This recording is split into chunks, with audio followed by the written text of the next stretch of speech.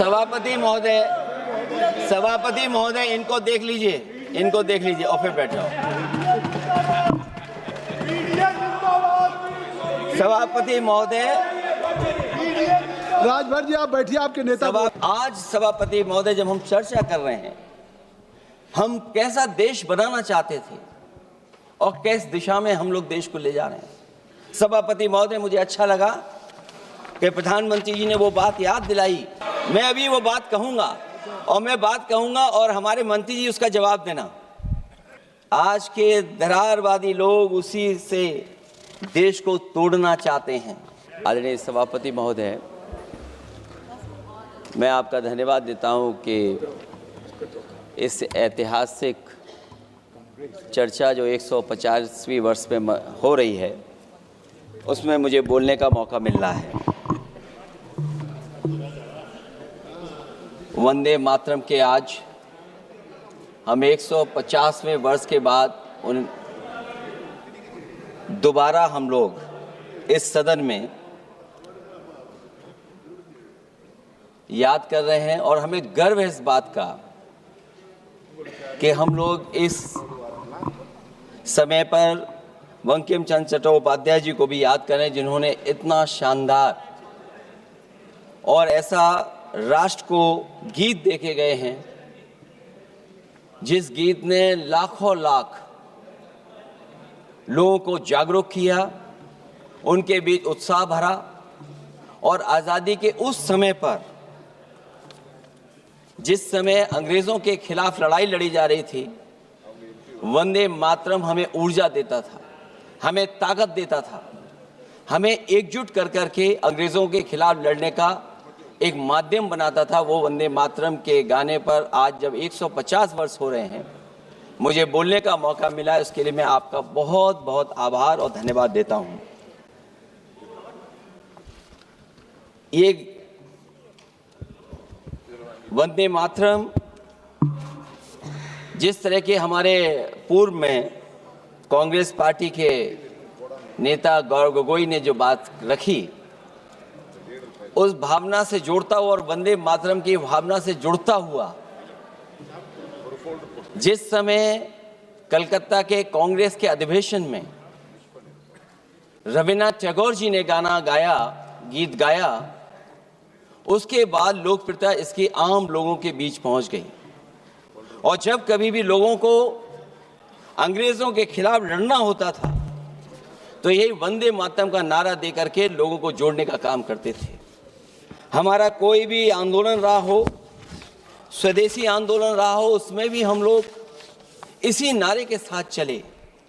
वंदे मातरम को लेकर के हम लोग इतना देश को एकजुट कर दिए कि अंग्रेज घबराने लगे।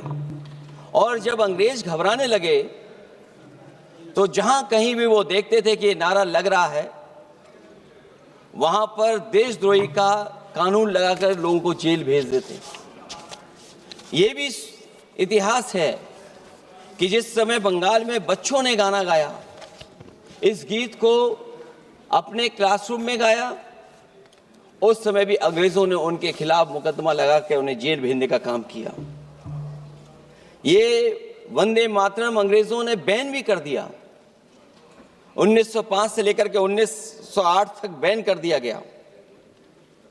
और बैन के बाद भी लोग माने नहीं, हमारे क्रांतिकारी लोग माने नहीं, और वंदे मातरम को हमेशा उन्होंने अपने दिल और दिमाग में रखा और जनता के बीच में इस आंदोलन को आगे बढ़ाते रहे। सभापति महोदय, जो हमारे सत्ता पक्ष के लोग हैं, वो हर चीज को ओन करना चाहते हैं।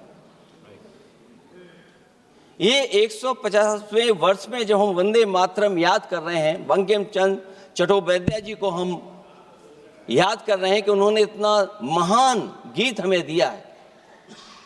सत्ता पक्ष के लोग समय समय पर हमें देखने को मिलता है कि जो महापुरुष उनके नहीं हैं या जो चीज उनकी अच्छी नहीं है, उनको वो ओन करना चाहते हैं। 150वें वर्ष वंदे मातरम, मैं अभी वो बात कहूंगा और हमारे मंत्री जी उसका जवाब देना। सभापति महोदय, क्योंकि ये बात ओन करने की आ रही है, अपनाने की बात आ रही है, तो मैं सभापति महोदय, मैं अपने सत्ता पक्ष के लोगों को याद दिलाना चाहता हूं। सत्ता पक्ष के लोगों की जो पार्टी आज है, भारतीय जनता पार्टी, जिस समय गठन हो रहा था, हमारे मुंबई और महाराष्ट्र के लोग जानते होंगे कि जिस समय गठन की चर्चा थी, उस समय आपके जो अध्यक्ष चुने गए थे, उनको जो भाषण देना है उस पर भी बहस चल रही थी। और बहस इस बात की थी कि भारतीय जनता पार्टी सेकुलर रास्ते पे जाएगी, सोशलिस्ट रास्ते पे जाएगी कि नहीं जाएगी। तमाम विरोध के बाद भी उस समय के उनके राष्ट्रीय अध्यक्ष जो चुने गए थे, उन्होंने वही रास्ता अपनाया अपने भाषण में। समाजवादी आंदोलन, समाजवादी विचारधारा और सेकुलर रास्ता अपनाया। और वही नहीं, जो उनका मंच था, उसमें जयप्रकाश जी की तस्वीर लगा करके भी उन्होंने लोगों को ये भ्रम फैलाने की कोशिश की कि जेपी के रास्ते पर भारतीय जनता पार्टी चलेगी। बताएं माननीय मंत्री जी, आप कितने सेकुलर हैं आज, कितने सोशलिस्ट हैं आज? अभी गौरव गोगोई जी ने ठीक कहा, इंडिगो का हवाई जहाज उड़ नहीं रहे हैं, उड़ नहीं रहे कि उड़ाए नहीं जा रहे हैं? उड़ाए नहीं जा रहे। और क्या बात कही गई थी कि गरीब भी उसमें चल सकेगा। इसलिए सभापति महोदय, मैं बात दूसरी तरफ नहीं ले जाना चाहता हूं। वंदे मातरम सिर्फ गाने के लिए नहीं है, निभाने के लिए भी होना चाहिए। सभापति महोदय, आज हम आकलन करें, पीछे मुड़ करके देखें कि हम इस वंदे मातरम को कितना निभा रहे हैं। जिस वंदे मातरम ने आजादी के आंदोलन में सबको जोड़ा, आज के दरारवादी लोग उसी से देश को तोड़ना चाहते हैं। ऐसे लोगों ने, सभापति महोदय, ऐसे लोगों ने पहले भी देश के साथ दगा किया और आज भी कर रहे हैं। ये चर्चा तो जोड़ने का काम करेगी ना अखिलेश जी, क्योंकि आज वंदे मातरम की चर्चा, वही मैं कह रहा हूं, वंदे मातरम में जोड़ने का ही काम करेगी। वंदे मातरम कोई दिखावा नहीं है, ना ही राजनीति का विषय है। क्योंकि सभापति महोदय, हम जब ये चीज इनके विचारों से, इनके भाषणों से जब बाहर सुनते हैं, तो ऐसा लगता है कि वंदे मातरम इन्हीं का बनवाया हुआ गाना है। जिन्होंने, सभापति महोदय, जिन्होंने आजादी के आंदोलन में भाग ही नहीं लिया है, वो वंदे मातरम का महत्व क्या जानेंगे।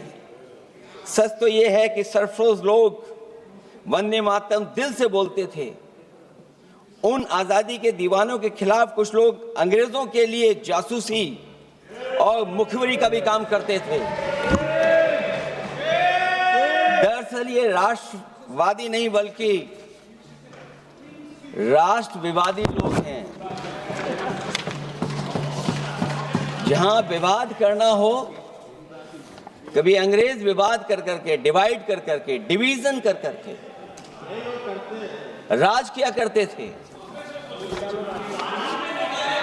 सभापति महोदय, आज भी वही रास्ता कुछ लोग अपना रहे हैं। वो डिवीजन का रास्ता अपना रहे हैं, डिवाइड का रास्ता अपना रहे हैं, दरारवादी रास्ता अपना रहे हैं। इनका इतिहास खंगाला जाए कि इन्होंने आजादी के पहले और आजादी के बाद वंदे मातरम क्यों नहीं गाया। ये सभापति महोदय, आज जब हम वंदे मातरम पे इतनी चर्चा कर रहे हैं, जिस भाव से हम लोग यहाँ बैठे हैं, कम से कम ये भी खंगाला जाए इतिहास में कि वंदे मातरम कुछ लोगों ने कब गाया। उन मुखबरों से ये सवाल पूछा जाए कि स्वतंत्रता के बाद भी उन्होंने अपना गीत क्यों बनाया। उनकी एक रंगी सोच ने तिरंगा क्यों नहीं फहराया।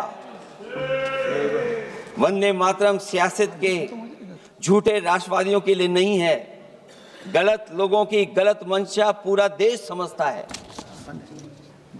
और केवल यही नहीं ओन करते हैं। कभी कभी भारत माता का जो चित्र है, जो पेंटिंग कभी बंगाल के महान लोगों ने बनाई थी,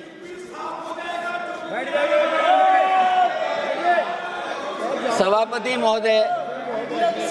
महोदय इनको देख लीजिए और फिर बैठ जाओ। सभापति महोदय, राजभर जी आप बैठिए, आपके नेता बोल रहे हैं। सभापति महोदय, वंदे मातरम का भाव ये भी था कि कम्युनल पॉलिटिक्स नहीं चलेगी और कम से कम हमारे उत्तर प्रदेश के साथियों ने कम्युनल पॉलिटिक्स को अंत किया है वहां पर जहां से कभी इन्होंने शुरू की थी। और सभापति महोदय, वंदे मातरम एक भाव के रूप में हमारे अंदर बसा है। चाहे उसके शब्द ना याद हों, चाहे अर्थ ना मालूम हो, चाहे पूरा याद ना हो, उस सच्चे भारतीय के अंदर देश प्रेम की भावना जगाने के लिए इसके दो शब्द ही काफी हैं। जो सच में देश की एकता और अखंडता चाहते हैं, जो भाईचारे को बुनियाद मानते हैं, उनके लिए दो शब्द भी पर्याप्त हैं जो इस वंदे मातरम से हमें मिलते हैं।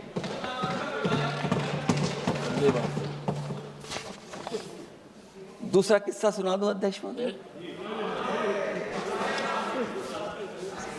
सभापति महोदय, इनका इतिहास खंगाल लीजिए, पूरा निकाल लीजिए। चुनावी सभाओं में कभी बाबा साहब भीमराव अंबेडकर जी की तस्वीर ये लोग नहीं लगाते थे। ये बात अगर सही हो तो बता दो। और ये तस्वीर कब लगाना शुरू किए? इनका एक सहयोगी साथी संगठन, जिस समय समाजवादी पार्टी और बहुजन समाज पार्टी ने मिलकर के इन्हें उत्तर प्रदेश में हरा दिया था, उसी दिन के बाद से बाबा साहब भीमराव अंबेडकर की प्रतिमा और तस्वीर लगाने लगे।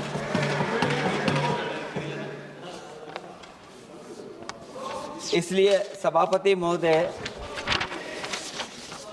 ये वंदे मातरम केवल गीत नहीं है, गीत के साथ साथ आज हमें ऊर्जा भी देता है। उस समय क्रांतिकारियों को ऊर्जा मिलती थी, एकजुटता का नारा था, हम साथ लेकर के चल रहे थे सबको, और देश के सभी लोगों ने जाति धर्म को भुला करके एक साथ मिलकर के वंदे मातरम के सहारे अंग्रेजों को भगाने का लगातार कोशिश की। और अंततः परिणाम ये हुआ कि जब देश जागा, वंदे मातरम के साथ साथ जय हिंद का नारा, इंकलाब जिंदाबाद का नारा लगा करके अंग्रेजों को इस देश से भगाने का काम किया। आज सभापति महोदय, जब हम चर्चा कर रहे हैं, हम कैसा देश बनाना चाहते थे और किस दिशा में हम लोग देश को ले जा रहे हैं। सभापति महोदय, मुझे अच्छा लगा कि प्रधानमंत्री जी ने वो बात याद दिलाई कि अंग्रेजों के ज़माने में अगर बच्चे भी वंदे मातरम गा देते थे तो उन्हें देशद्रोही के कानून से जेल भेज दिया जाता था। आज जब हम आज़ाद हो गए हैं तो आज देखिए उत्तर प्रदेश में क्या हो रहा है कि जो प्राइमरी स्कूल है वो बंद किए जा रहे हैं। 26,000 से ज़्यादा स्कूल बंद हो गए। और जब बच्चों को पढ़ाने के लिए हम लोगों ने जिम्मेदारी उठाई, पीढ़ी के समाज के लोगों ने जागरूक होकर के पढ़ाने की कोशिश की, तो कभी अंग्रेजों ने मुकदमा लगाया था बच्चों पर देशद्रोह का। आज़ादी के बाद भारतीय जनता पार्टी की सरकार ने वहां पर मुकदमे उन पे लगाए जो पढ़ने गए और जो पढ़ाने गए। तो इसलिए वंदे मातरम का भाव जो था, उसी भाव से जुड़ करके हम सब मिल करके इस देश को और मजबूत करें। यही हमारी भावना है, यही हमारी सदस्यों की भावना है। जब हम 150वें वर्ष में याद कर रहे हैं तो वहीं हम ये याद करें कि जिस भावना से वंदे मातरम को हम लोगों ने देश के सामने गा गा करके अंग्रेजों को भगा दिया, ये देश कैसे मजबूत हो, एकजुट कैसे हो, बिना भेदभाव के, और संविधान से कैसे चलें, क्योंकि ये संविधान से ही मिला हुआ हमें गीत है। इसलिए इस गीत के माध्यम से हम किसी पर टिप्पणी और किसी पर थोपने की कोशिश न करें और न किसी पे दबाव बनाने की कोशिश करें। आपका सभापति जी का बहुत बहुत धन्यवाद।